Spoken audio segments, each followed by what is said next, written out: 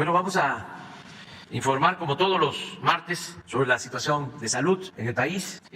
Quiero manifestar, expresar mi pésame a los trabajadores, a los amigos, a los familiares de Agustín Rodríguez Fuentes, secretario general del Sindicato de Trabajadores de la UNAM, que falleció. Agustín lo conocí y estuvo como dirigente durante varios años del sindicato de la UNAM y siempre en una postura de defensa de los trabajadores y al mismo tiempo de conciliación. Entonces, un abrazo a todos sus seres queridos.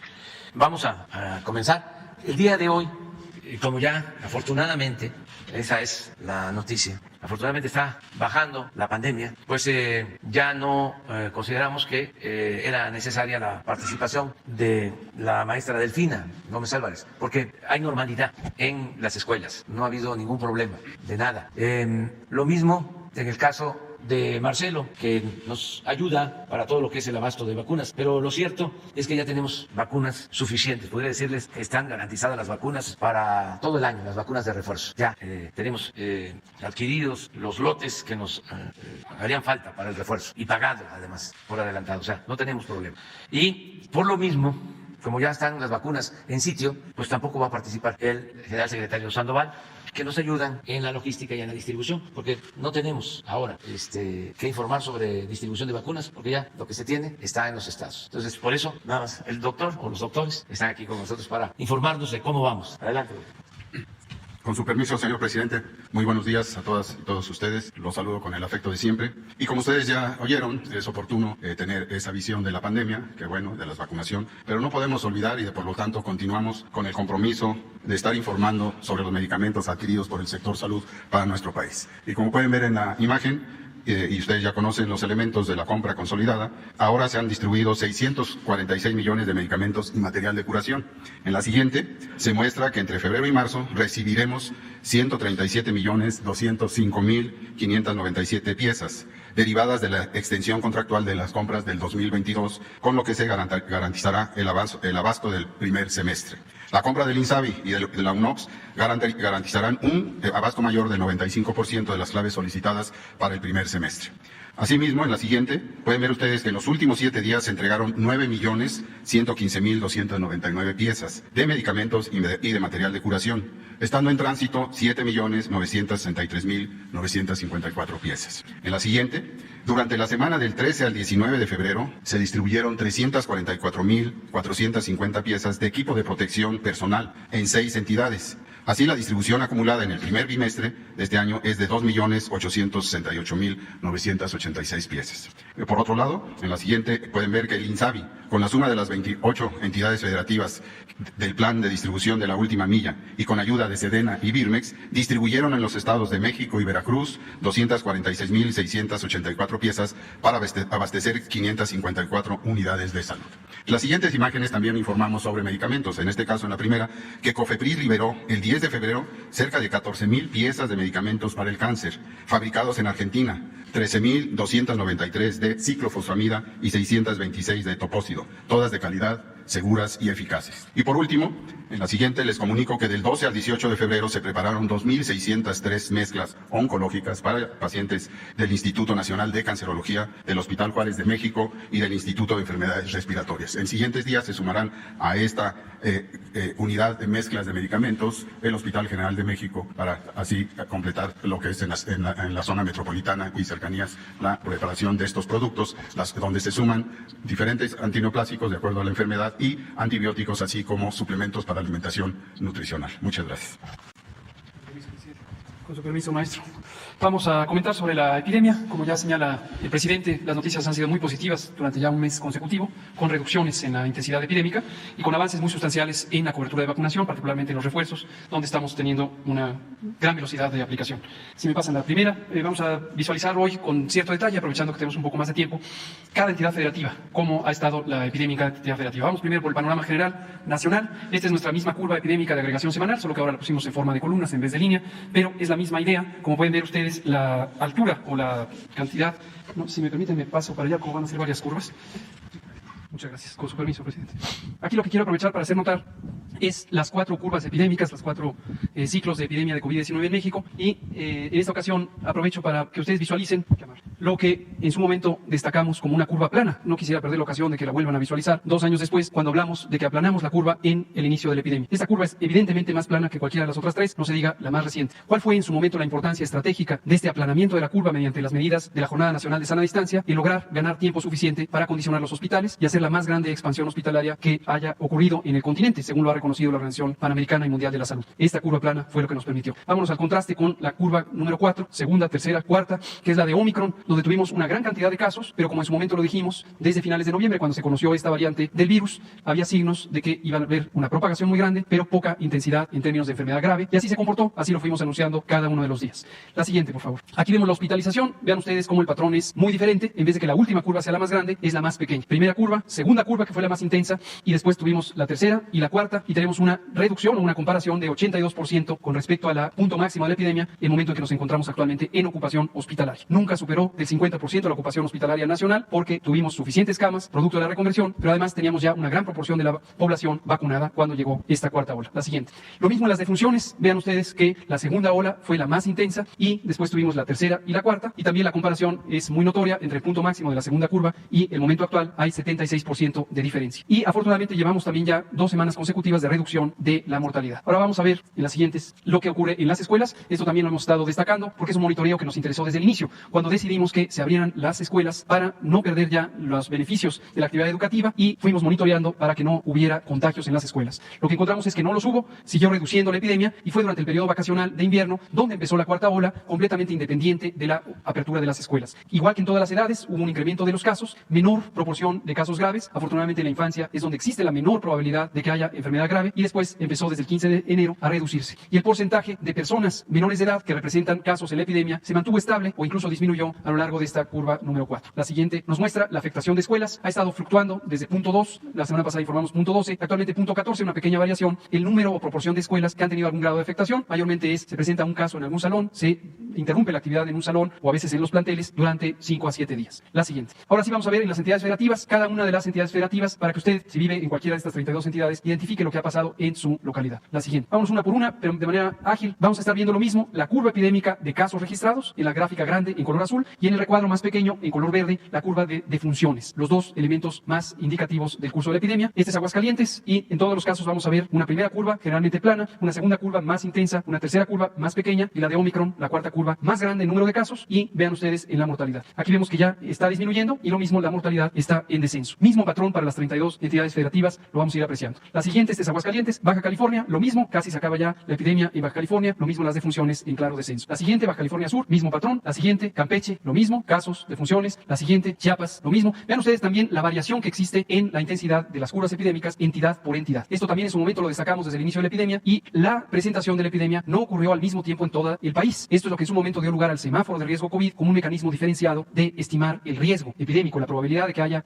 resurgimiento de la epidemia o complicaciones en cada entidad federativa. Y recordar también, aprovecho en los recordatorios, que cada autoridad sanitaria está representada por los gobiernos de las entidades federativas. Y las decisiones específicas de cómo, cuándo y dónde implantar las distintas intervenciones de la estrategia nacional quedaron sujetas a la responsabilidad de las autoridades sanitarias estatales. Por eso, cuando se habla de la estrategia y se identifica lo que hizo el gobierno federal, hay que tomar en cuenta que su impacto directo dependió también de la efectividad, la oportunidad y la eficiencia con que las autoridades estatales, que son autoridades sanitarias de acuerdo a la Ley General de Salud, implantaron esas medidas. Este es el caso de Chiapas. La siguiente, Chihuahua, lo mismo, en descenso. La siguiente, Ciudad de México, también en claro descenso. Vean ustedes las defunciones en la Ciudad de México, siguen el patrón nacional. Progresivamente tuvimos una reducción en las defunciones y hemos destacado la Ciudad de México como una de las entidades, quizá la que más tuvo retos para el manejo de la epidemia, pero también la que tuvo el más amplio programa de salud en las localidades. Y también la primera que logró la cobertura absoluta de vacunación y que tuvo la más amplia campaña ahora con los refuerzos, que hasta el momento sigue siendo la puntera. La siguiente, Coahuila, en descenso. La siguiente, Colima, lo mismo. La siguiente, Durango. La siguiente, Estado de México, Guanajuato, Guerrero, Hidalgo, Jalisco, Michoacán, Morelos, Nayarit, Nuevo León, Oaxaca, Puebla, Querétaro, Quintana Roo, San Luis Potosí, Sinaloa, Sonora, Tabasco, Tamaulipas, Tlaxcala, Veracruz, Yucatán y finalmente, pero no menos importante, Zacatecas. Las 32 entidades federativas con una reducción drástica de la epidemia, prácticamente de salida en todos los casos, y con reducción también muy significativa de las defunciones. La siguiente, la estrategia de vacunación sigue avanzando. La siguiente, en esta última jornada de ayer para hoy tuvimos 510,000 dosis aplicadas, pero también quiero destacar aquí, esta es la cifra de millón. Vean ustedes, esta es la altura de 1 millón. Durante varios periodos hemos tenido 1 millón de dosis o más. En la semana más reciente tuvimos 3 días, martes, miércoles y jueves, con arriba de 1 millón de dosis aplicadas, principalmente los refuerzos, y un promedio nacional de 820,000 dosis al día. La siguiente,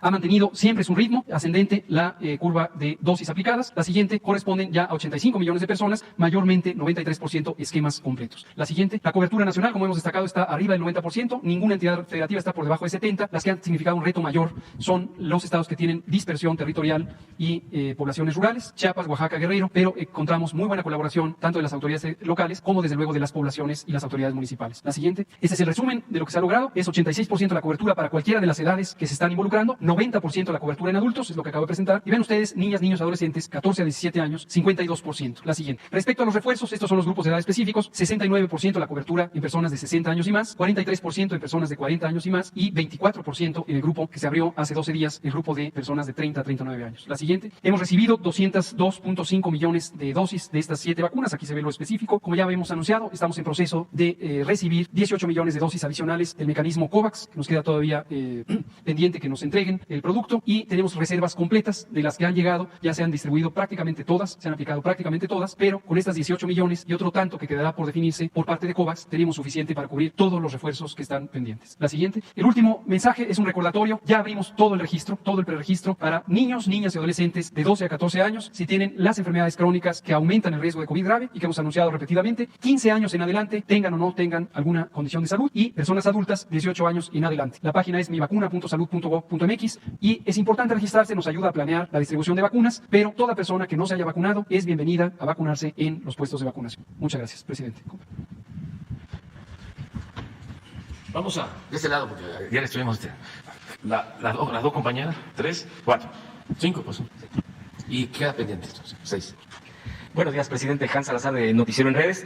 Preguntarle, el día de ayer ya hubo una auditoría respecto a esta empresa estadounidense Bates, donde se acusaba el conflicto de interés con respecto a su hijo. Sin embargo, ya está descartado esto por parte de la empresa, ya de hecho se ha hecho una auditoría, ya se expresó el día de ayer esto, y sin embargo, bueno, hay una insistencia mediática por parte de los interesados que han estado acusando lo contrario. Sin embargo, a pesar de que se han dado pruebas muy concretas, por ejemplo, el propio contrato de esta casa, el tema de los pagos, etcétera, sigue insistiendo todo este tema. E incluso se habla de que no se ha variado en esto, sin embargo, se insiste. Yo preguntaría, presidente, en todo este tema de lo que sigue esta andanada mediática, porque es una clara andanada mediática en contra, ya se ha expresado aquí, con fines no meramente periodísticos, sino incluso de no sustentar, de inferencias, así como se le llama, eso es una palabra que es más común actualmente en la parte de los medios, y que son medios masivos, son periodistas que, bueno, pues han tenido ya un papel muy concreto de estar golpeando directamente. Pero también aquí está el entramado de un conjunto de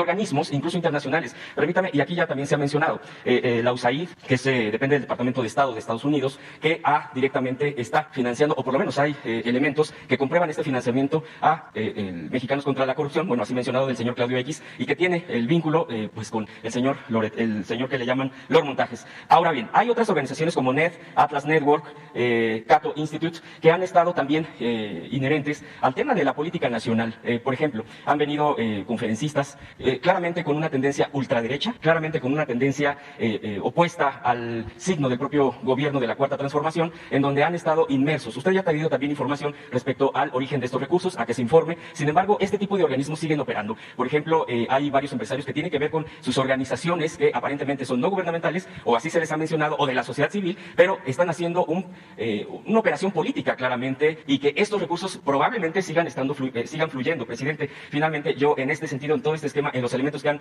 le menciono que han salido el día de ayer, esto no tendría que, usted lo lee como también una posible injerencia de esto de golpeteo, incluso externo y aquí nacional, contra la propia reforma eléctrica, presidente, y una presión para que evidentemente los intereses de ciertas empresas transnacionales no se vean afectadas con esta reforma que pretende la soberanía al país, presidente. Pues sí, ese es el fondo del asunto, ¿no? No es una campaña mediática sin causa de fondo. Es una campaña mediática porque nosotros tenemos una postura política y estamos enfrentando a un bloque conservador, yo agregaría corrupto, a una mafia de poder que dominó el país durante 36 años. Entonces, ni siquiera es un asunto personal o periodístico, es una disputa por la nación.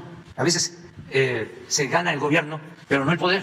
Y aquí sí, es una lucha de poder con dos concepciones distintas. La concepción nuestra es que el poder solo tiene sentido y se convierte en virtud cuando se pone al servicio de los demás.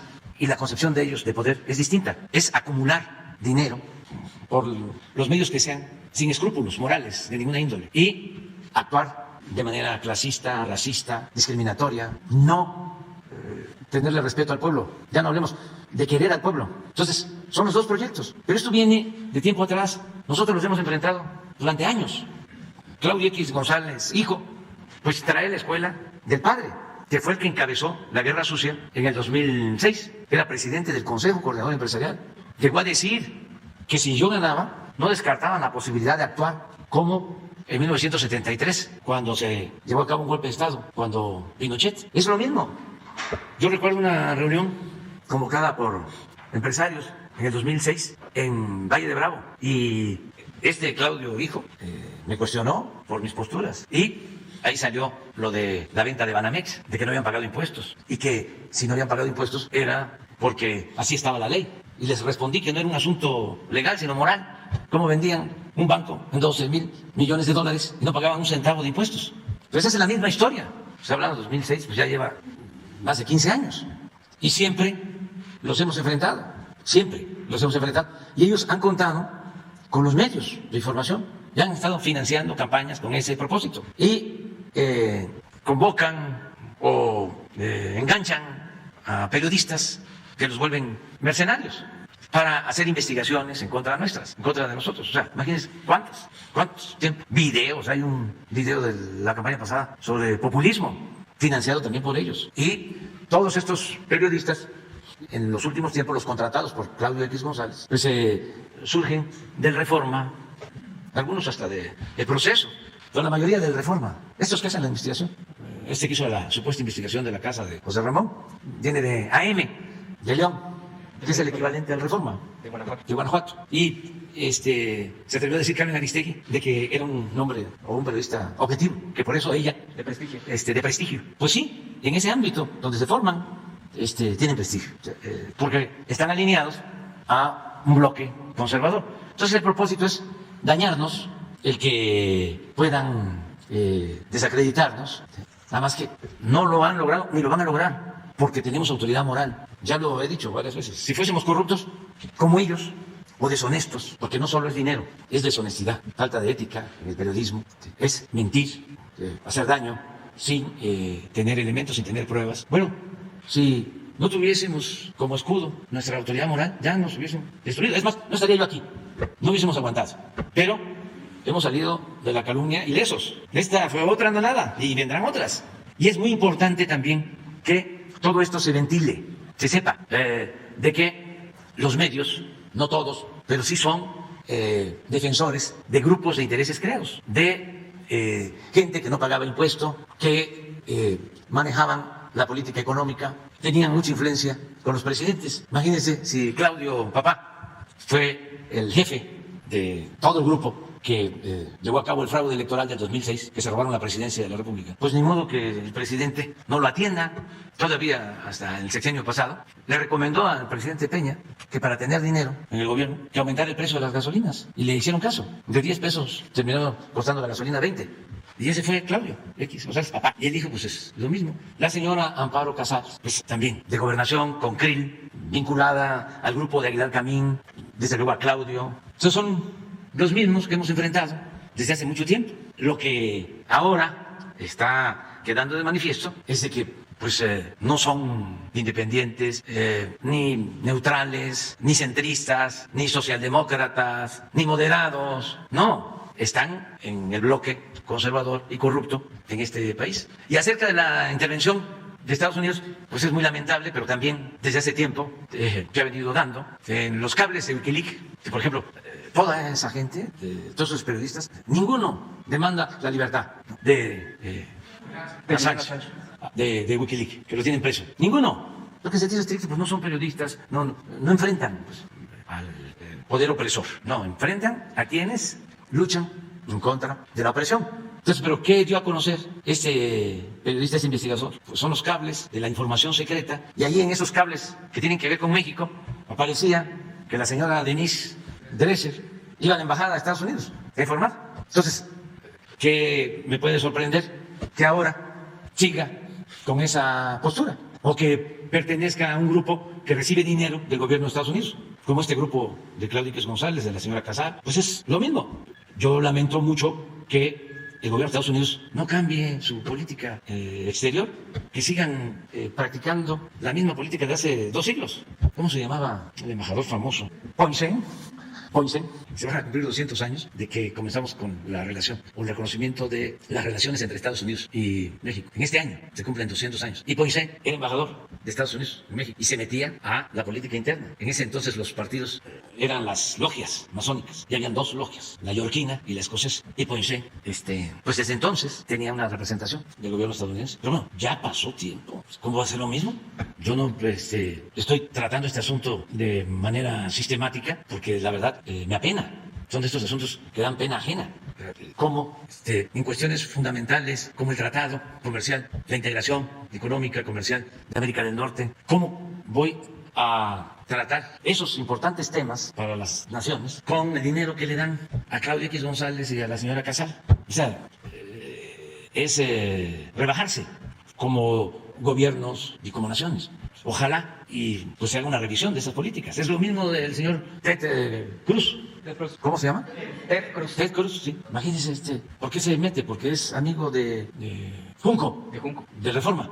¿Qué tiene que meterse? Yo le diría a los estadounidenses que son nuestros amigos, que tenemos muchos amigos en Estados Unidos y muchos amigos estadounidenses de origen mexicano, pues que consideren a ese señor como un metiche que está auspiciando la discordia. Y esto que lo tomen en cuenta por si este señor quiere seguir siendo senador o gobernador o presidente, pues que no estén pensando en una persona así. Claro que somos libres, pero imagínense un candidato a algún cargo en cualquier país que se mete en la vida interna de otro país. Entonces, a mis amigos estadounidenses, a nuestros paisanos, pues que no le tengan confianza a este señor Ted Cruz, porque es chueco, así de claro. Presidente, ¿es guerra híbrida lo que está? ¿Manden? ¿Usted ve también que este esquema es la guerra híbrida en contra del gobierno de la 4T? Sí, es una especie de golpismo mediático. Esto lo aplican en todo el mundo. Cuando hay un dirigente, un gobierno, que defiende los intereses del pueblo y que no se somete al dominio oligarca, siempre tratan de socavarlo, de disminuirlo. Y para eso, pues son las campañas, ¿no? Imagínense esto último, de que hay un conflicto de intereses. Casi hice un acuerdo con una petrolera para que le rentara una casa a mi hijo. Ese es el gran periodista, ¿cómo es que dijo Carmen Aristegui? Prestigioso. El prestigioso periodista. Pero desde luego, como esa mentira se repite y se repite y se repite y se repite, pues puede convertirse en verdad o confunde. Por eso hablo de que la calumnia cuando no mancha tizna. Además, los conservadores, que no solo son estos corruptos, tranzas, también son gente que tiene un pensamiento retrógrada. Entonces esos son dogmáticos, esos creen todo, se tragan todo, con gusto además. No entienden nada. Esto lo saben en las familias, hay quienes tienen hermanos, tíos, papás, así, y no pueden hablar con ellos. Se llega a casos en donde no se tocan esos temas en familia, porque no hay ninguna posibilidad de que entren en razón. Yo también por eso no dedico mucho tiempo a querer convencer a la élite y a algunos sectores de clase media. No, les digo como lo mencionaba el maestro Pellicer, siga usted su camino, ahí vas bien. Sigue escuchando a Loret, sigue escuchando a Carmen Aristegui, sigue leyendo el Reforma, vas muy bien, el Universal, ahí la llevas, está bien, estás bien informado. O sea, a mí me importa más y dedico mucho más tiempo a estar informando a la mayoría del pueblo. Y no me cuesta mucho trabajo, porque es una mente más abierta, limpia. Y desde luego, muy leales, muy leales. Imagínense, hay políticos, mujeres, hombres, que nosotros les dimos la oportunidad. Yo soy responsable, soy culpable, porque los invitamos a participar. Y sin nada, sin haberles hecho nada, traicionaron el movimiento. Eso no pasa con la gente humilde, con la gente pobre. Yo a veces digo, ¿y esta señora que me quiere meter a la cárcel? ¿Qué le hice? Sí, lo único fue que cometí a lo mejor el error de invitarla, pero ¿en qué la dañé? No, en nada. Es un pensamiento conservador. También lo entiendo, pero eso es lo que está sucediendo. Ahora, no hay que desaprovechar el momento que estamos viviendo. Esto nunca se había presentado. Son tiempos interesantes, son momentos estelares en la historia política del país y significan cambios, es transformación. Lo que tenemos que buscar es que continuemos aún con la guerra sucia sin caer en la violencia, nada más. Pero como la gente está tan informada, tan consciente, como lo hemos dicho, el que actúa mal queda en evidencia. Y hay cosas que se tienen que seguir tratando, debatiendo, como lo de los sueldos de los altos funcionarios públicos. Seguirle la pista al dinero. Ahí está la clave. Poderoso caballero don dinero. Ahí está todo. Y no dejarse engañar de que es distinto esta periodista o este periodista que este otro. No, es como antes, que se decía que un partido era distinto a otro. No, son iguales. Unos corruptos hipócritas y los otros corruptos cínicos. Es lo mismo en el periodismo. Lo decía el doctor Nava. Decía, aquí en San Luis hay dos periódicos. Uno, abiertamente en contra de nosotros. Y otro, pseudo plural. El que más daño nos hace, decía, es el pseudo plural. Por eso es cuando dicen que son distintos Carmen que Loret. Yo digo, ¿quién sabe? Políticamente hablando. Porque Loret, ¿qué escrúpulo puede tener? O sea, eso es abierto, como decía don Fidel Velázquez. ¿Soy charro y qué? Pero lo otro es la simulación, la supuesta objetividad, la independencia. Entonces, en momentos de definición, eso no. En términos políticos, no hay muchas diferencias y mucha gente se confunde con ese tipo de periodismo, que creen que son independientes, que no tienen partido, que no pertenecen a ningún grupo. ¿Cómo no? Pertenecen al bloque conservador. Nada más con el hecho de escribir en Reforma, pues ya se sabe cómo se piensa. O hay algún escritor en Reforma que opine distinto a la línea editorial del Reforma. Ahí estaba Lorenzo Meyer, pero ya no está ahí.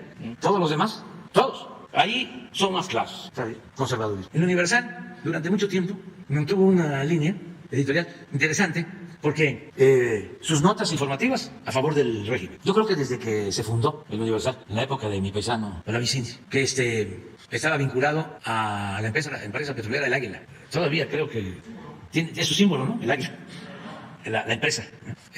Y bueno, con el tiempo, pero ahí escribía el ingeniero Alberto Castillo y varias gentes de izquierda y gente consecuente. Entonces tenían la parte editorial, era, vamos a decir, plural. Escribía gente pues, honesta, pero la línea del periódico, lo informativo, pues era completamente apegada al régimen, de subordinación al régimen. Y algo todavía conservan, porque ahí están los moneros, cuando menos Helio Flores, sí, que yo, y puede ser que esté escribiendo alguien ahí, uno o dos, pero todavía algo, ya muy poco, porque últimamente les apretaron a todos y me mandaron a decir algunos de que ya les pedían de que se lanzaran en contra de nosotros, pero todavía hay algo, bueno, con ello ya es. Y está Meyer también, Lorenzo. Los domingos Lorenzo Meyer. Y Lorenzo Meyer, Los sí. domingos. Pero en el Reforma, nada. Y forman parte pues de ese grupo. Entonces, no. Y muy vinculados a esta política de financiamiento de Estados Unidos, o de injerencia de Estados Unidos en los asuntos internos del país. Segundo tema, presidente. Hay la empresa Euskadi que existió hace mucho tiempo, La Llantera. Bueno, pues tuvo un proceso que usted seguramente conoce, de los trabajadores que estuvieron en lucha incluso por décadas. Llegaron a formar tenían un sindicato muy fuerte de defensa de sus derechos, de honestidad. Sin embargo, bueno, pues los poderes económicos que incluso llegaron a intervenir por las negociaciones, por los acuerdos, las ventas, compras, etcétera, de acciones, llegaron a formar una cooperativa. La cooperativa actualmente existe. Sin embargo, también, desafortunadamente, pues el dinero, el tema de quienes manejan luego las cooperativas, por ejemplo, el caso aquí mismo se ha expuesto de Cruz Azul, pues llega a corromper también a quienes encabezan. Ahí incluso le han entregado, entiendo yo, escritos a usted en sus propios recorridos. Esto está en la sede allá en el estado de Jalisco, en el Alto de Jalisco, el que encabeza y que están acusando, señalando más de 300 trabajadores de esta cooperativa, integrantes a Jesús Torres Nuño, que es quien ha estado manejando pues todo lo que tiene que ver con los recursos, los inmuebles, una serie de propiedades que no es poco, no es menor, es bastante grande, e incluso posibles desvíos en los recursos de la propia cooperativa, por ejemplo, en el tema de las aportaciones al IMSS, de las cuotas. Ellos tienen elementos y documentos al respecto de tener evidencia de posibles desvíos. Entonces, aquí lo que se está pidiendo, y repito, ya le han entregado peticiones al tema, es que está atorado esto en la Junta Federal de Conciliación y Arbitraje. El tema de la Secretaría del Trabajo no ha aportado bastante en cuestión de apoyarlos, de acompañamiento, pues como sus derechos también pudieran estar siendo defendidos, y también están pidiendo esta investigación a la propia cooperativa, a quienes están controlando esto de parte de la Unidad de Inteligencia Financiera, eventualmente, si es que obviamente hay los elementos suficientes que serían entregados por parte de ellos mismos, los trabajadores. Entonces, presidente, yo le preguntaría si pudiera ser, si usted está enterado de esto, entiendo, le digo que le han entregado documentos, y si esto se pudiera estar procediendo por parte del gobierno federal de acuerdo a sus facultades. Bueno, se lo encargamos a Pablo Gómez. Pudiera que recibir los reciba directamente a los Sí. cooperativistas. Se ponen de acuerdo con eso. Sí. Directamente con Pablo Gómez. Y por último, presidente, ya no es pregunta, yo ya he hecho mis preguntas, pero pero sí creo que así como aquí se han, y lo digo con todo respeto a mis compañeros, que obviamente podemos tener diferencias, aquí se han expresado en el espacio de la mañanera, diferentes voces de mis compañeros, tenemos diferencias, pues de dónde venimos, los medios, etcétera. Y yo se lo digo abiertamente, así como se han expresado aquí, no todos somos Loret, no somos mercenarios, muchos, no estamos en ese tipo de línea, y también creo que se tiene que escuchar en este tipo de espacios en la mañanera que habemos comunicadores a partir de diferentes experiencias de las propias plataformas digitales, de redes sociales, que no estamos de acuerdo y bueno, yo hablo por mí, yo no vengo a hablar por más, pero varios compañeros que yo conozco y que simpatizamos en la libertad de expresión, no compartimos ningún tipo de este tipo de actitudes mercenarias y muy al contrario, estamos por la libertad de expresión y creo que aquí se debe de escuchar también, así como respetuosamente hemos escuchado a otros, y la diferencia, por ejemplo, que tenemos es que más allá de no preguntar, al contrario, creo que tenemos que preguntar, tenemos que avanzar y no revolver las cosas de una persona que ha estado usando los medios para golpear, para fines políticos partidistas o políticos de ultraderecha. También habemos otro tipo de comunicadores, estamos abriendo otro tipo de espacios, presidente, y por eso solamente lo expreso aquí, solamente que quede, obviamente, pues, escuchada esa voz. Gracias, presidente. Sí. Mire, nosotros sí sabemos distinguir, o sea, la mayoría de los periodistas no tiene nada que ver con lo que estamos hablando. A ver, que levanten la mano quienes conocen a Claudio X González. Es otra cosa, es otro mundo. Eso es arriba. Y pues no tenemos nada nosotros en contra del periodismo, que es un noble oficio. Esos son intereses. Y de manera muy especial, además de los que abiertamente actúan como mercenarios, que les pagan para eso. Por eso me interesa en que den a conocer cuánto ganan, pero los vamos a ir de espalda. Les puedo probar que hay quienes reciben 15 millones de pesos mensuales. Pero ellos mismos lo podrían decir. He estado hablando de Jorge Ramos, de cuánto gana León Krause. ¿Y por qué lo señalo a ellos? Porque están enfrentados a nosotros. Les pagan para eso. A ver, finado, ¿no? Joaquín López Obrador, y Ciro, y Loret. Te estoy pidiendo que me autorice para que yo dé a conocer de que obtiene nada más de ingresos 35 millones de pesos al año. 35.200.000, pero los tengo documentados. No lo puedo dar a conocer, mostrar las pruebas porque. Y también decirle a Carmen Aristegui que no es cierto de que ella no está ni a favor ni en contra mía. No es cierto, está en contra mía, para hablar claro. Y no habría ningún problema que estuviese en contra mía si yo no formara parte de un movimiento de millones de mexicanos que queremos llevar a cabo una transformación en el país. Ahora sí que no es conmigo, es con un movimiento transformador. Si ella no cree en eso, es otra cosa. Pero nosotros sí creemos en eso y luchamos por eso y defendemos esa causa. Y además tenemos mucha fe en el porvenir y estamos sintiendo de que vamos avanzando y por eso estamos contentos, a gusto, felices. Entonces, que también entienda que no es un asunto personal, que ella tiene un pensamiento y está sin duda alineada al bloque conservador y nosotros estamos en contra de ese bloque conservador que consideramos ha sido el causante de las desgracias de la mayoría de los mexicanos. Así, pero con los periodistas de ninguna manera. Miren, yo llegué a vivir al Palacio porque aquí vivió y murió Juárez y vivo en un departamento y les diría modesto para como vivían antes. Sí, es un palacio, pero yo ocupo un departamento que tenía de descanso Calderón y Peña. Como yo en campaña hablé de que quería vivir aquí, cuando visité al presidente Peña, ya siendo presidente electo, me dijo, mire, le voy a enseñar. Y ya me mostró el departamento. Y ahí vivo.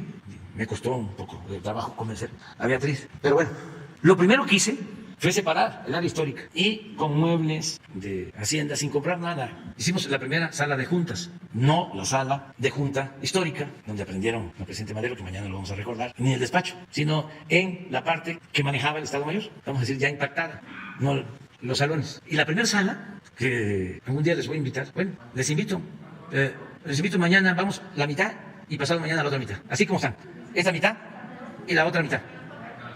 Sí, nada más ustedes. Pero ya. Y ya de los que vengan después, ya quedamos mañana, terminando, nos vamos a la sala y pasado mañana, que es jueves, ¿de acuerdo? O sea, el ala izquierda y el ala derecha. No, depende de donde esté uno ubicado.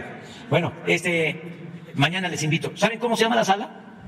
Daniel Cabrera, que es el periodista que más admiro, el director del Hijo del Aguizote. Así se llama la sala, Daniel Cabrera, y entra uno y está la placa, no tenemos ninguna foto, y dice Daniel Cabrera y los olvidados.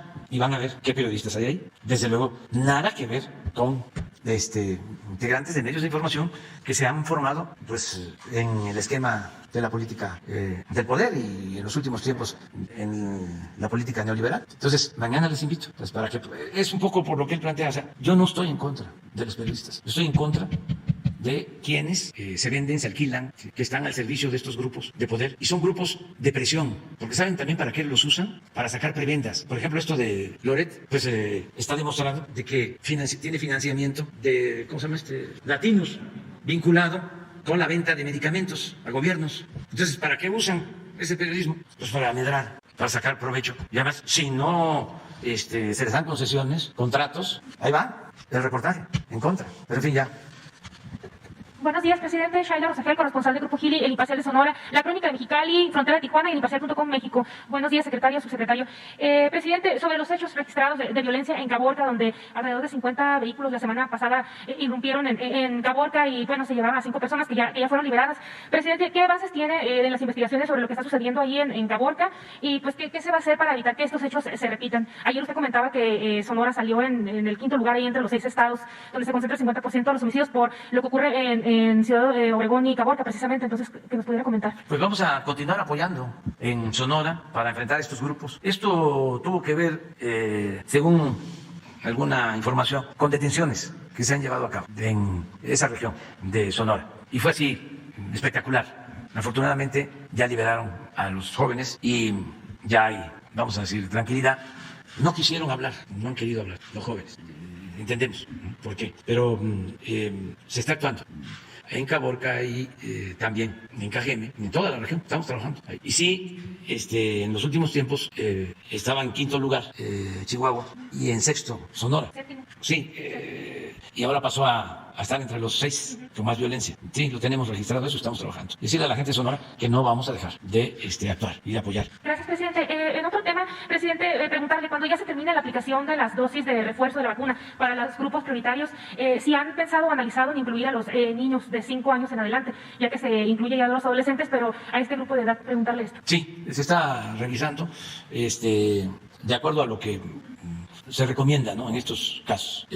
Hay manejo politiquero de un partido que está promoviendo amparos para que se vacunen. No hay ningún problema. Nosotros, si un juez decide que se tiene que vacunar a un niño, lo hacemos. Hay ciertas advertencias. Yo creo que Hugo podría explicar más sobre riesgos y estamos cuidando que sea de conformidad con el protocolo de salud, lo que recomienda la Organización Mundial de la Salud en estos casos, y que la vacuna se utilice bien para todos, pero que se aplique a los más vulnerables, a los que pueden tener más riesgos. Esa es la política. Pero tú podrías explicar. Gracias, presidente, con gusto. Gracias, Shaila, por insistir en este tema. Con mucho gusto lo volvemos a explicar. En términos generales, las intervenciones de salud pública, las intervenciones de salud colectiva, tienen que tomar en cuenta el beneficiar no solamente a cada persona, sino al conjunto de las personas. A veces no parece fácilmente entendible que pudiera haber contradicciones entre la idea de esta persona en particular, o esta, versus comparado con todo el conjunto de la población. Pero estas diferencias existen. Puede haber situaciones en donde hay que pensar en el conjunto de la población, porque es la manera en que se aprovecha más ampliamente la protección de una intervención de salud, en este caso las vacunas. La Organización Mundial de la Salud y diversas comunidades técnicas y científicas de la salud pública en el mundo, y desde luego nosotros también lo analizamos con el apoyo de distintas comunidades académicas del país, todas hemos identificado cuál es la distribución del riesgo, de la probabilidad de tener complicaciones por COVID. COVID, como también hemos comentado desde que empezó la epidemia, es una enfermedad en donde la enorme mayoría, afortunadamente la enorme mayoría de las personas que se infectan por el virus SARS-CoV-2 no tienen enfermedad grave. Cerca del 85-87%. Lo que tienen es una enfermedad leve, se autolimita, se resuelve espontáneamente por la respuesta del propio organismo. Pero hay un 15-12% que sí puede tener enfermedad de importancia, llegar a ser hospitalizada o desafortunadamente morir, como ha ocurrido en todo el mundo. Ahora, ¿quién tiene la mayor probabilidad de morir o de resultar hospitalizada o de requerir intubación? Las personas adultas, particularmente a partir de los 45 años en adelante, 46, 47, 48, hasta los 100 años o más. Conforme aumenta la edad, aumenta la probabilidad de que haya complicaciones. Por debajo de los 45 años, la probabilidad es todavía más baja, y más baja, y más baja, y más baja. Y el mínimo de probabilidad de complicación está precisamente en las personas, en los niños de 5 a 10 años. Tiene el mínimo riesgo de todo el riesgo posible de tener complicaciones. ¿Qué debe hacer uno cuando piensa científica, técnicamente en la salud pública? Debe cuidar que un recurso como la vacuna se utilice prioritariamente en las personas que tienen la mayor probabilidad de complicarse. Porque cuanto más pronto uno proteja a esas personas, más pronto uno disminuye el peligro y más ampliamente disminuye uno el peligro. Si por presión social o por interés de grupo, uno empezara a dispersar el esfuerzo en México, en cualquier otro país, entonces no se lograría el impacto que se puede tener de una intervención como la vacunación contra el virus SARS-CoV-2. Nunca hemos tenido resistencia u oposición a proteger a nadie. Nos interesa que todos, todas estén protegidos. Pero efectivamente la distorsión que se ha hecho en los medios, desafortunadamente a veces eso crea un cerco informativo y la población se confunde porque le dan información falsa, torcida, distorsionada. Nos quieren hacer aparecer como que somos Herodes casi, que no queremos a los niñas y niños. Eso es absurdo, eso no tiene ningún sentido. Pero tenemos que cuidar que el beneficio sea el más grande. Entonces, en este momento seguimos priorizando a los grupos de edad que tienen el mayor riesgo, como lo definimos desde el 8 de diciembre de 2021, cuando presentamos aquí el programa de vacunación. Y esto es exactamente compatible con lo que hasta este minuto recomienda la Organización Mundial de la Salud, la Organización Panamericana de la Salud. Y si ustedes revisan los planes o las estrategias de vacunación de la mayoría de los países, van a encontrar la misma lógica técnica. Ahora, un último elemento, el jurídico. Efectivamente, esta intención de desvirtuar, de pervertir, de sabotear las estrategias de salud pública o las políticas de interés colectivo por personas en lo individual tiene doble componente. Hay una parte que quiero volver a destacar, como lo hemos hecho muchas veces, nos parece completamente legítimo. Una mamá, un papá, un abuelo, abuela, cualquier familiar que vea a su hijo de manera directa y dice, yo quiero que mi hija, mi hijo estén protegidos. Totalmente legítimo, entendible, es un sentimiento natural, muy noble. No tenemos nada en contra de eso. Lo que sí nos parece muy lamentable es que haya grupos de oportunistas que por razones económicas o por razones políticas o por lucimiento estén cazando prácticamente a personas que tienen ese noble sentimiento, familias, para estarlas estimulando a hacer estos amparos y llegar a resoluciones judiciales. Hoy es 22 de febrero, precisamente hace 3 años, el 22 de febrero de 2019, la Suprema Corte de Justicia de la Nación estableció una tesis de jurisprudencia. Esto quiere decir un pronunciamiento, una sentencia que ha sido repetida y se establece ya como un criterio general. Esa tesis de jurisprudencia, por cierto, lo he mencionado muchas veces, me llama la atención que ningún medio de comunicación le haya interesado investigar sobre qué es eso. Pero hoy es 22 de febrero, hace 3 años, la Suprema Corte estableció formalmente 2 perspectivas, 2 dimensiones del derecho a la protección de la salud. El derecho individual, que es más comúnmente identificado, y es cada uno de nosotros tenemos derecho a que se nos proteja nuestra salud, en lo individual. Pero la Suprema Corte de Justicia reconoció que hay otra dimensión, y es la colectiva, la grupal.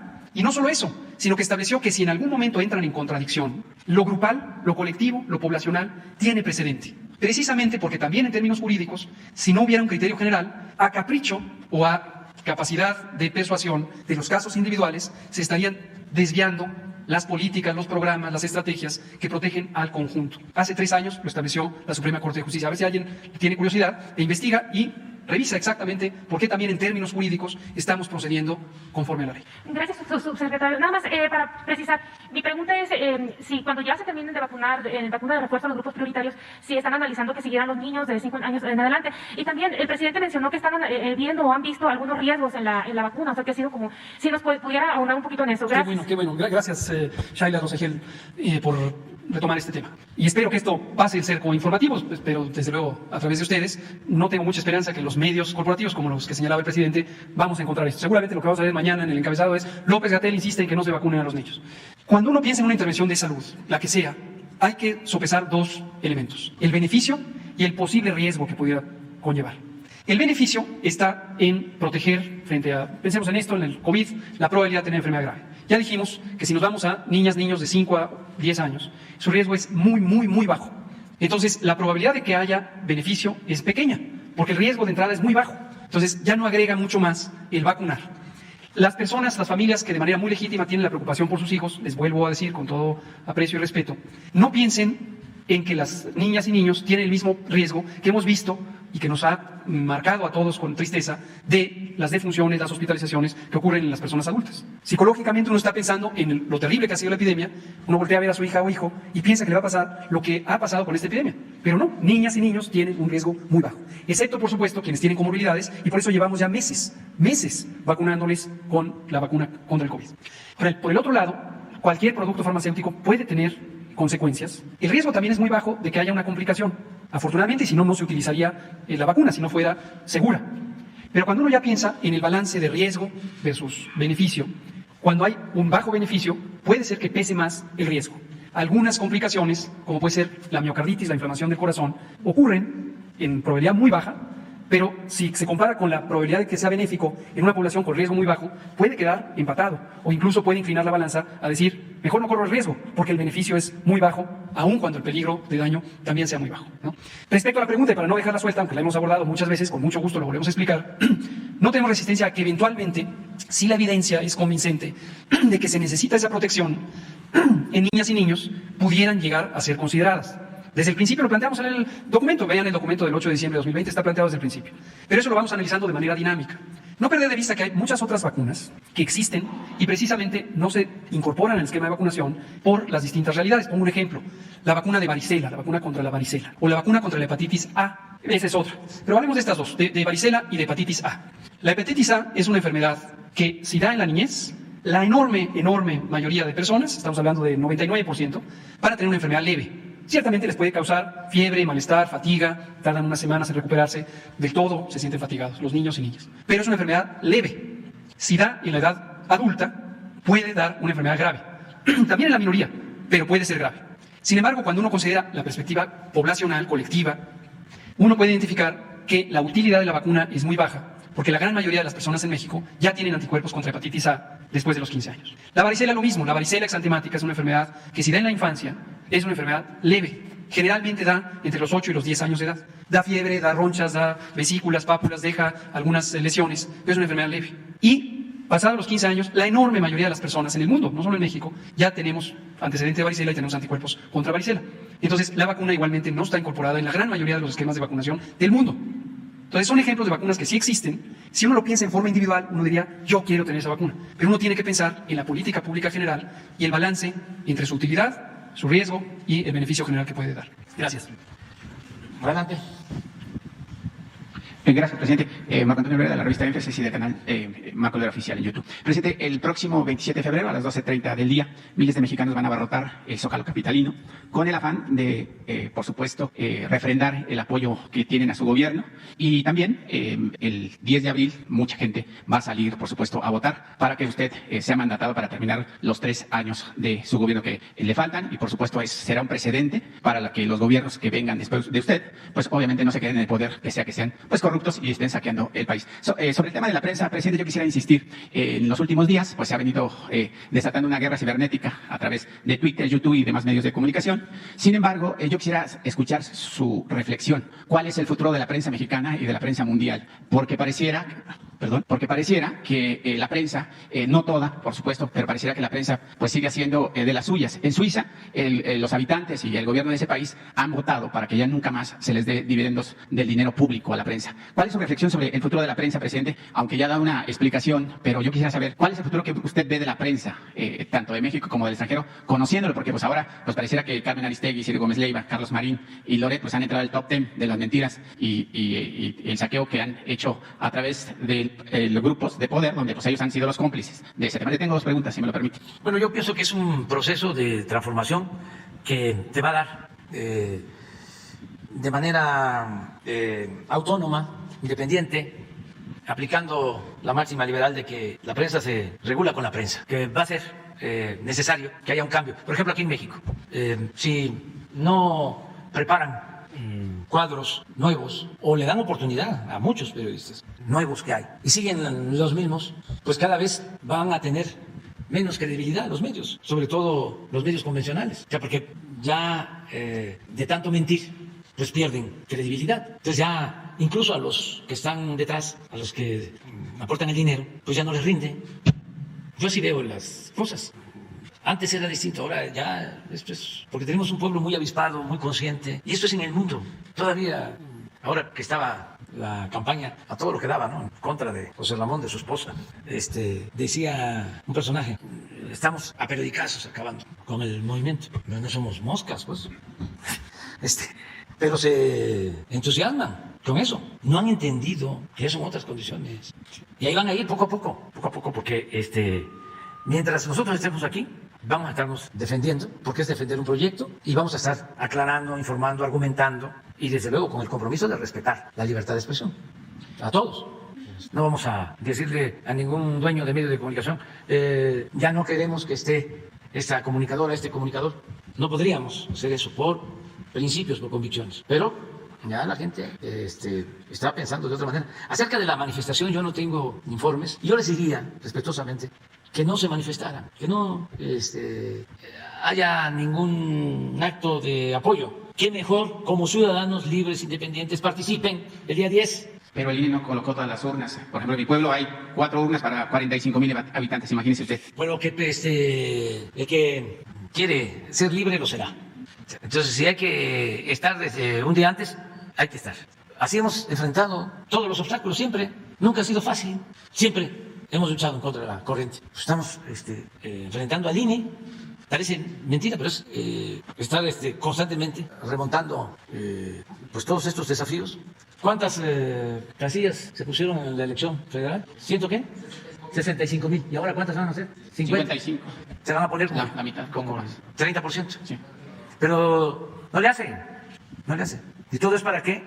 Sigan teniendo los mismos sueldos, ¿no? Los consejeros y que se sigan dando la gran vida, ¿no? Porque no pudieron llevar a cabo un plan de austeridad para poder instalar más casillas o llamar a las autoridades y a la gente para que se instalaran más casillas. No, porque lo están haciendo todo a regañadientes. No lo hacen con gusto. No les causa placer la democracia. Pero bueno, hay que confiar en la gente. Presidente, y ahorita que está usted diciendo que la prensa se regula con la prensa, ¿qué mensaje le daría a los dueños de los medios de comunicación? Porque los grandes medios no son reporteros, no son periodisas, son empresarios, son políticos y desgraciadamente pues la gente que salimos a la calle a reportear, a buscar la nota, pues tienen sueldos de escasos 10,000, 12,000, 15,000 pesos, cuando los conductores estelares o los columnistas pues ganan, pues ahí tiene Carlos Loret 35 millones, Joaquín López Dóriga, imagínese, tiene un yate de 40 millones de pesos. ¿Qué reportero aquí sentado tiene un sueldo anual, o no sé, para comprar un yate de esa cantidad? ¿Qué le diría a los medios de comunicación, a los dueños de los medios de comunicación? Porque muchos reporteros no tienen acceso al servicio médico, su casa no es propia, la rentan, muchos de ellos, otros apenas si alcanzan un crédito del Infonavit que lo terminan pagando 40 o 30 años después. Y, por supuesto, muchos de los reporteros que andamos en la calle pues, son los que se llevan más el trabajo. Pues que ayuden. Nosotros estamos pensando en algo. Ahora que fui a Chihuahua, para no plagiar la idea, un periodista, Rubén Villalpando, me hizo una propuesta. Tiene una iniciativa. Entre otras cosas, propone que destinemos un porcentaje del gasto de publicidad del gobierno para un fondo que permita que los periodistas tengan garantizado el derecho a la salud. Y creo que también a la pensión, ¿no? Y a lo mejor lo vamos a hacer. O sea, del gasto de publicidad del gobierno, un porcentaje se va a dedicar a eso. Y es una idea de él, pero tiene otras cosas. Entonces, en eso nos podrían ayudar los dueños de los medios, a que aporten algo para los periodistas que ganan muy poco y que no tienen seguridad social. Y a veces hasta he pensado, ¿cuántos de los periodistas machuchones viven de atacarme? Digo, ¿o cuánto reciben por atacarme? Millones. Claro. Imagínense que les pidiera yo que dieran un porcentaje para ayudar a los periodistas que ganan poco. ¿Cuánto juntaría? Pues, porque para eso les pagan. Porque tener un gobierno con respaldo popular, a ellos no les conviene, a los potentados. Ellos necesitan o tener peleles, empleados, o gobiernos debilitados, que siempre necesiten favores de ellos. Oye, échame la mano, voy a hacer una gira y quiero que le pongas color y calor. O en tus columnas. Tenía un amigo extraordinario, periodista, Rodolfo Peña, gran periodista, escritor, y escribía y tenía una sección que se llamaba precisamente contracolumna. Era su contracolumna, porque lo que estaba de moda en ese entonces era la columna, y esa era la contracolumna. Lo que no tiene que ver con la politiquería, lo que prevalecía. ¿Qué dicen ahora en esta columna? Habían columnas famosísimas y que recogían muchísimo dinero. Entonces él escribía su contracolumna en donde trataba los asuntos pues que tenían que ver con los trabajadores, con el pueblo, con la gente. Otro periodismo. Pero sí vamos a revisar eso y que pues les dé vergüenza. Además, ya saquearon bastante. Ya que entiendan que son otros tiempos, que parece que no tienen llanadera. Ya no se va a poder seguir vendiendo las medicinas, ¿sí?, a precios elevadísimos, medicinas adulteradas, políticos vendiendo medicinas. Ya no se va a poder eso. Y no es porque estemos nosotros. Va a ser muy difícil ya que se dediquen a otra cosa. Además, lo que tienen les alcanza para vivir a ellos, a sus hijos, a sus nietos. Entonces, ¿cuántas generaciones? Ya es una enfermedad que es más y más y más. Que moralicen, que ayuden al país, que ayuden a la gente necesitada, que se fortalezcan espiritualmente, ayudando al prójimo. Que digan ya, voy a iniciar una nueva vida. Lo pueden hacer, porque no se va a poder ya hacer lo mismo. Son otros tiempos. Yo estoy absolutamente seguro de que esté quien esté en el gobierno, ya no se van a poder cometer los abusos, los excesos que se cometían. Eso ya cambió y, como siempre lo digo, es un cambio de mentalidad. Eso es lo más difícil de lograr, pero también es lo más importante, porque cuando cambia la mentalidad del pueblo, cambia todo. Y no estoy hablando del 100%, porque ya he mencionado de que hay una minoría no tan pequeña, millones todavía, de que tienen un pensamiento dogmático, conservador, que va a ser muy difícil de que cambien. Sus hijos sí, sus nietos. Yo por eso hablo del tema, porque no estoy pensando en ya los mayores, estoy pensando en los jóvenes, aún de familias fifís, que se rebelan. ¿De dónde surgió el apóstol de la democracia? Lo vamos a recordar mañana. De una familia de hacendados, Francisco y Madero. Su abuelo, don Evaristo, era porfirista y hasta le escribía a Porfirio ofreciéndole disculpa por la actitud de su nieto. Le decía, estamos muy apenados con usted, presidente, porque este muchacho es un loco. Le escribía. Imagínense que es hasta espiritista. Y así, después en la revolución, Praxedis Guerrero era hijo de hacendados de Guanajuato y al mismo tiempo participaba en el magonismo. Brillante como escritor, consecuente, defensor de los pobres. Una vez llega a la hacienda y come en la mesa con los peones. Y dice una señora que pertenecía a los peones, vino muy cambiado de patroncito, porque no quiso comer en la casa grande, quiso comer con nosotros. Bueno, eso era Praxedis, al grado que lo desheredaron, no querían los papás saber nada de él. Cuando lo asesinan, cuando lo matan por un accidente además, su hermana fue la que fue por él. Entonces, no estemos pensando que los de arriba, sus hijos, sus nietos, no van a tomar el camino de las causas justas y del humanismo. ¿Por qué no? Sí, hay unos que están, pero son los de mi generación, o sea, los grandes. Pero los jóvenes no. Los jóvenes son un libro abierto. Okay. Gracias, presidente. Presidente, hasta marzo del 2019, en México había 4.85 millones de pymes, según el INEGI.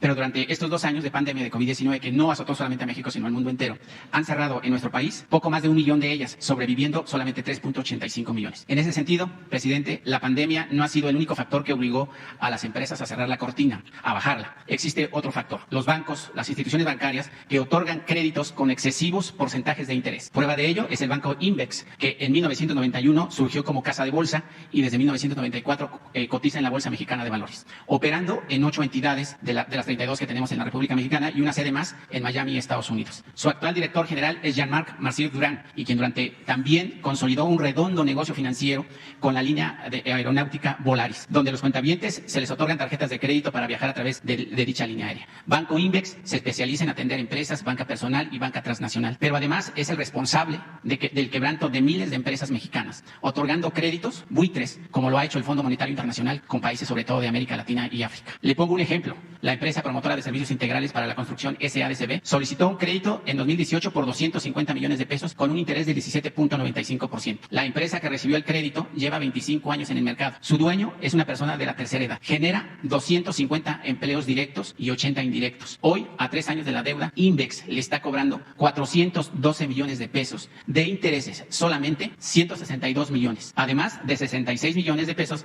que ya pagó el señor Herrera Gutiérrez, quien encabeza la mencionada empresa, que solamente dice que en estos últimos meses ha pagado los últimos 11 meses 66 millones de pesos. Presidente, este vacío que existe por parte de los bancos es por el tema del código del artículo 2111 del Código Civil Federal y los artículos correlativos de los códigos civiles de los estados que comprenden la República Mexicana. Presidente, ¿qué hacer con estos bancos? ¿Qué está haciendo la Secretaría de Hacienda y Crédito Público para permitir esos altos porcentajes de créditos? La Comisión Nacional Bancaria de Valores, porque prácticamente en México no estamos para cerrar empresas, presidente, y permitir que los bancos sigan teniendo grandes ganancias. El año pasado Bancomer obtuvo millones de dólares solamente en nuestro país gracias a sus operaciones. Bueno, vamos a pedirle a Leti que platique contigo y que se atienda al señor afectado y que se le pida a la Comisión Nacional Bancaria y de Valores un informe sobre este caso, si te parece. Sí, presidente, rápido porque aquí los compañeros se van a molestar, solamente vengo 2 veces al mes.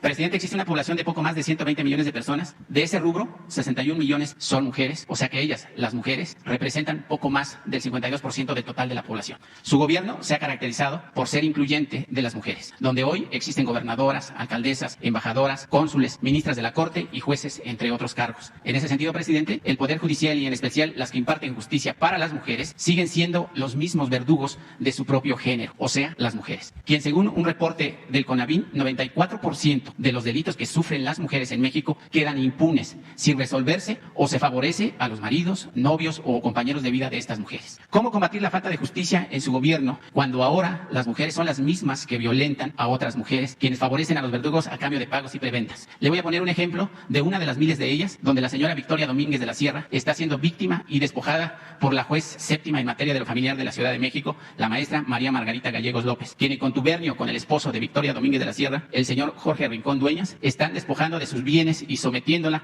a presiones psicológicas porque además de tener múltiples enfermedades, pues también tiene la que más prevalece es la tiroides. Este caso de violencia, presidente, en contra de una mujer por otra mujer que ejerce la justicia, entre comillas, está en el expediente 748-2020 en los juzgados de lo familiar de aquí de la Ciudad de México. Pues también le pedimos a Leti que nos ayude. Yo sí les puedo decir que las mujeres están cada vez participando más, que no son concesiones que se otorgan, sino que las mujeres están abriendo espacios para participar. Lo hacen muy bien, me consta, porque a mí me apoyan mujeres. El gabinete está integrado por hombres y por mujeres. Y también conozco de muchos casos en donde las mujeres defienden a las mujeres.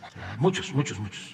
Les pongo un ejemplo, un caso. La secretaria de Seguridad Pública, que es mujer, que atiende a todos, pero ante la denuncia de feminicidios y de abuso a mujeres, ella tiene un equipo especial, y así en otros casos. Entonces, para esto lo vemos con el Poder Judicial, ¿sí? Incluso en la Judicatura, que hay mujeres que nos consta que son defensoras de mujeres, y se ve el caso. Pues ustedes 2, 3, mañana, si les parece. Es que ya se nos pasó el tiempo, ¿sí?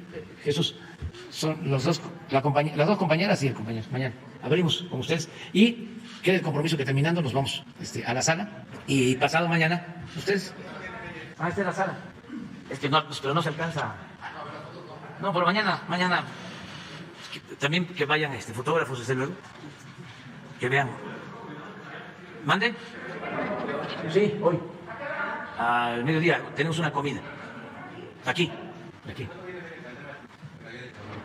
Sí, necesitamos que venga Román, a ver cuando pueda, y a mostrar lo que estamos haciendo sobre espacios en general para mejorar la situación urbana en colonias y los espacios deportivos, porque se están construyendo estadios, canchas, que nos traiga un informe y que también nos dé a conocer la situación de la regularización o el plan de desarrollo urbano de Tulum, incluido el Parque Nacional de Tulum, el Parque del Jaguar. Nos vemos.